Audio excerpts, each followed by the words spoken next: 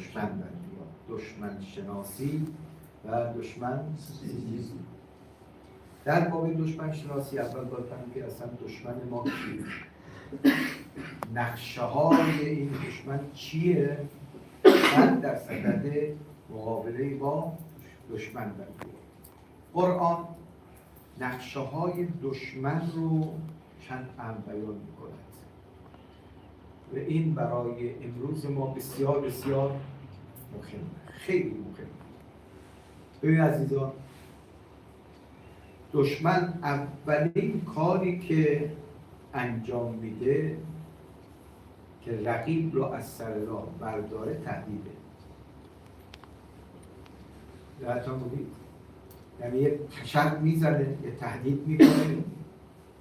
طرف مقابل اگر بصیرت نداشته باشه و توان نداشته باشه، با همون یک تهدید دشمن میدان رو خالی میکنه. اثر تهدید چیه؟ اثر تهدید اگر طرف مقابل قوی نباشه تسلیم. دقت بودید؟ اگر ما تهدید رو جدی بگیریم و خود رو دست کم بگیریم، ثمره تهدید چیه؟ بفرمایید تسلیم. پس اولین کاری که میکنن تهدیده. اما اگر دید طرف مقابل با تهدید میدان رو رها نمیکنه، نکته دوم تطمیعه. قطعا بودید؟ تطمیعه.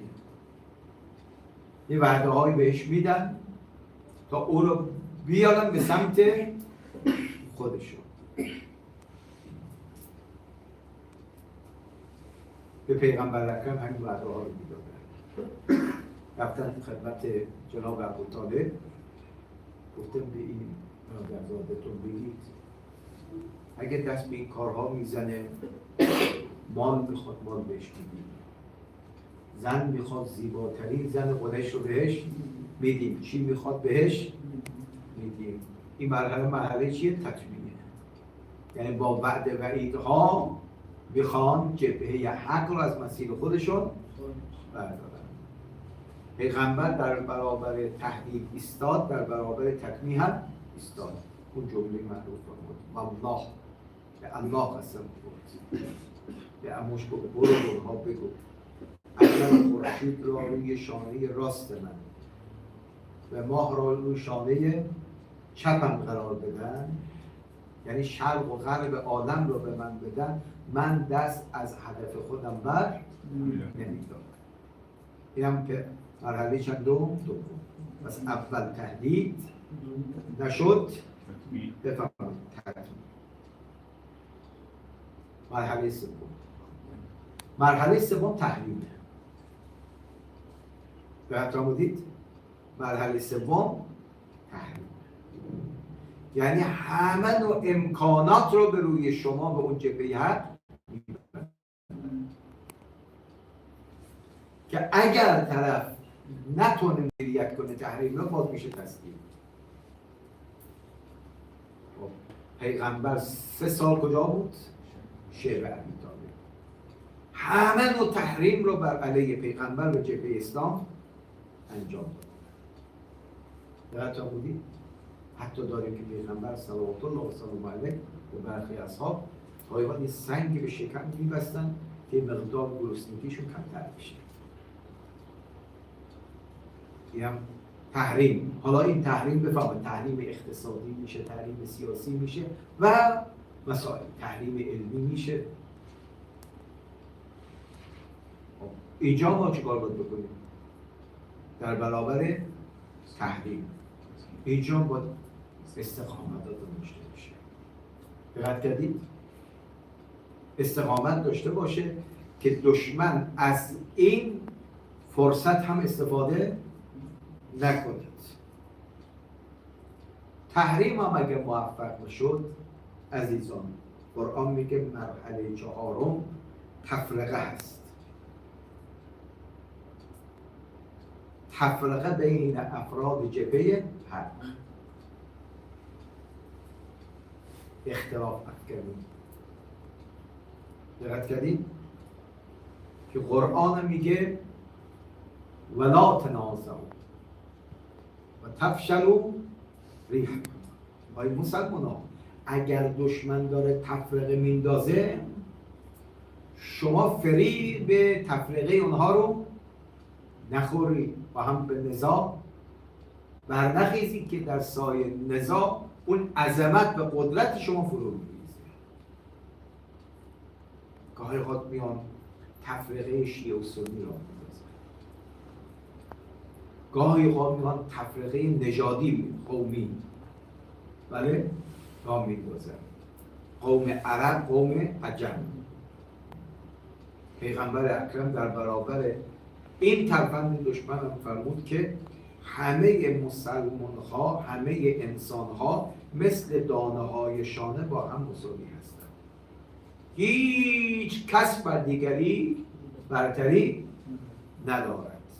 عرب بر عجم فضیلت ندارد. مسلمان ان اکرمکم عند الله اتقاکم. پس حرفند چهارم میره بحث تفرقه هست. مرحله پنجم فساده. بله قرآن بخونید، یکی از ترفندهای دشمن میگه یأمر بالفحشاء والمنکر. نظرتون بودید اینا قبل از اسلام هم وجود داشت. این بحث تهاجم فرهنگی اصلا اگر مراقبت نباشه یک نسلی رو عوض میکنه، یک نسلی رو عوض میکنه. ما اوائل تو ایران میدیدیم مسجد جا نبود، بیشتر نوجوان ها چی بودن؟ جوان. اما الان میدید کمتر دیده میشه. چرا؟ چون این فضاهای مجازی با برنامه‌های ضد دین این جوان رو از مراکز دینی و فرهنگی چه کرده؟ فاصله می‌کنه. میره دنبال چیزهای دیگر. پس اینم نقشه چندم؟ پنجم. نقشه ششم که آخرین نقشه است، قرآن می‌فرماید خصومت جنگ. خصومت و جنگ. یعنی اگر دید که طرف مقابل مثل بنیان مرصوص، مثل کوه مقاوم در برابر اینها ایستاد، اینجا دیگه دشمن صبر و حوصله‌اش تمام میشه، مستقیم وارد جنگ میشه. قرآن هم میفرماید افراد دو دسته میشه: الذين آمنوا يجاهدون في سبيل الطاغوت والذين كفروا يجاهدون في سبيل الطاغوت، سبیل شیطانی. دقت کردید؟ آدم‌ها یا در مسیر حقن یا در مسیر باطل هستن. لا یزالون یقاتلونکم. قرآن میگه دائما در شما با شما در حالی تا اینکه شما را از دینتون برگردونن. یعنی تا دشمن طرف مقابل را از عقیدش برنگردونه دست بردار نمیشه. لا یزال یقاتلونکم. لا یزال یعنی چی؟ دائما در حال ستیز با شما تا شما را از مقصد به دینتون برگردونن. درست شد؟ اینا نقشه ها و ترفندهای چیه؟ جبهه مستکبره، جبهه مستبده. ما با چیکار کنیم؟ جبهه حق با چیکار کنیم؟ قرآن تکلیف مشخص کرد. اولین چیزی که میگه شما میدان را نباید رها بکنید. بله؟ میدان را رها نکنید. استقامت. ربنا افرغ علینا صبرا و ثبت اقدامنا. خدایا به ما ثبات قدم بده در برابر تهدید دشمن، این پاهم نلرزه. در برابر تطمیع دشمن پام نلرزه. چون خیلی ها پاشون لرزید. بله؟ خیلی ها پاشون لرزید. نه. ربنا افرغ علینا صبرا و ثبت اقدامنا وانصرنا علی القوم الکافرین. پس اولین شرط اینه که ما میدان را رها نکنیم. و چطوری ما میدان را رها نکنیم؟ قرآن می‌فرماید باید از هر جهت آماده باشید و اعدوا لهم ما استطعتم من قوة. از هر جهت شما با توانمندیاتون بالا باشه. خب اون موقع صدر اسلام توانمندی ها به داشتن اسب و شمشیر و زره بوده، ولی امروز با تجهیزات نظامی تو چی باشه؟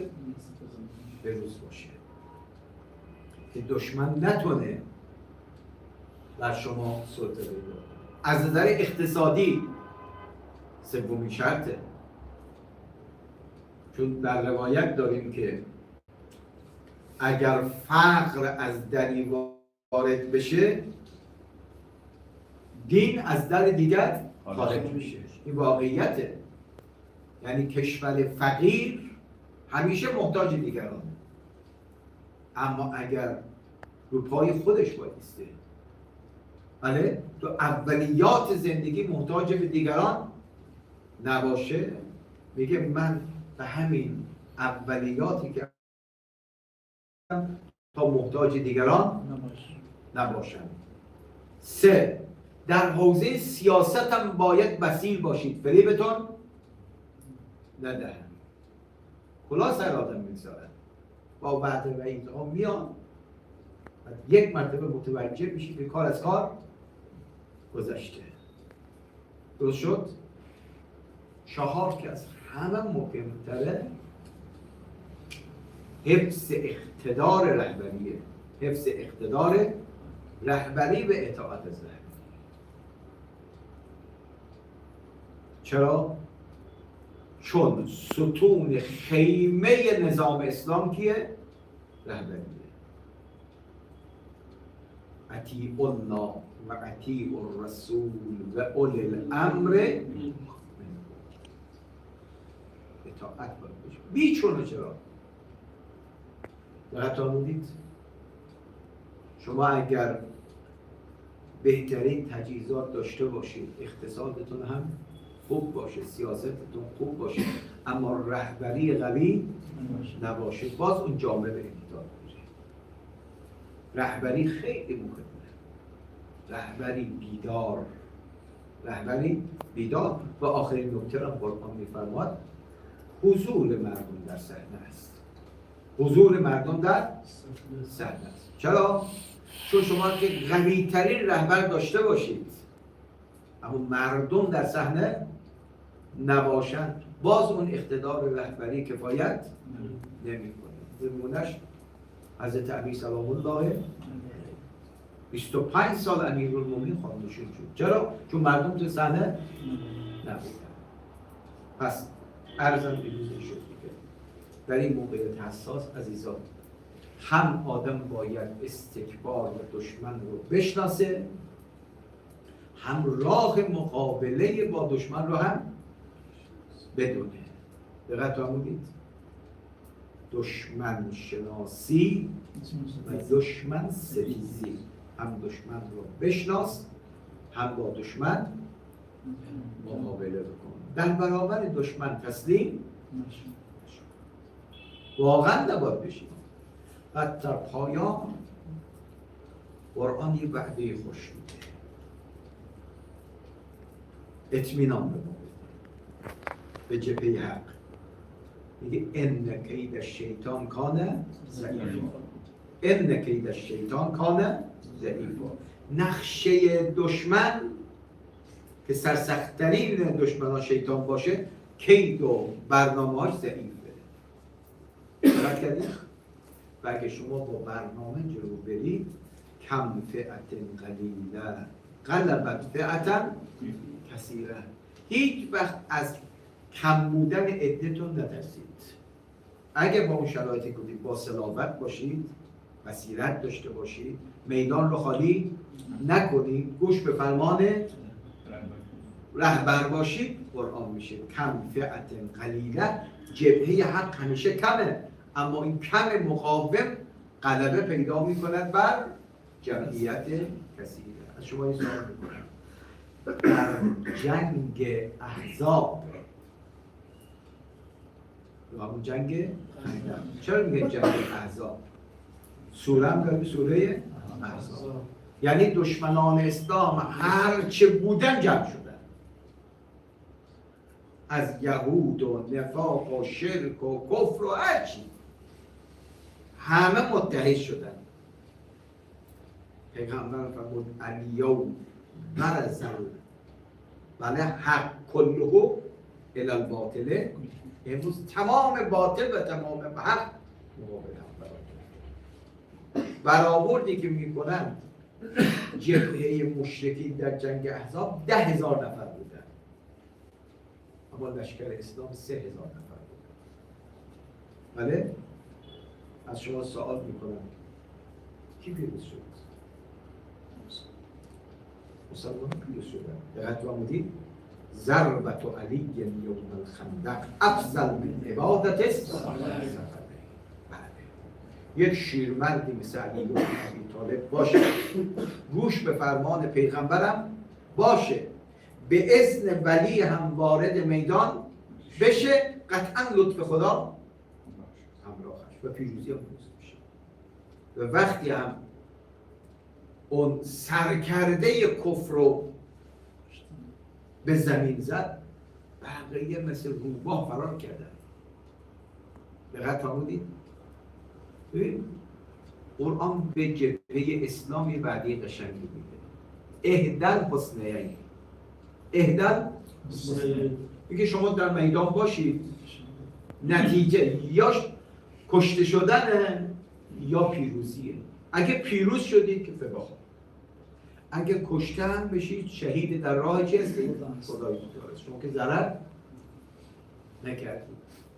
با این روحیه و با این بصیرت نسبت به میدان باشه، قطعا لطف خدا هم شامل حال خواهد شد.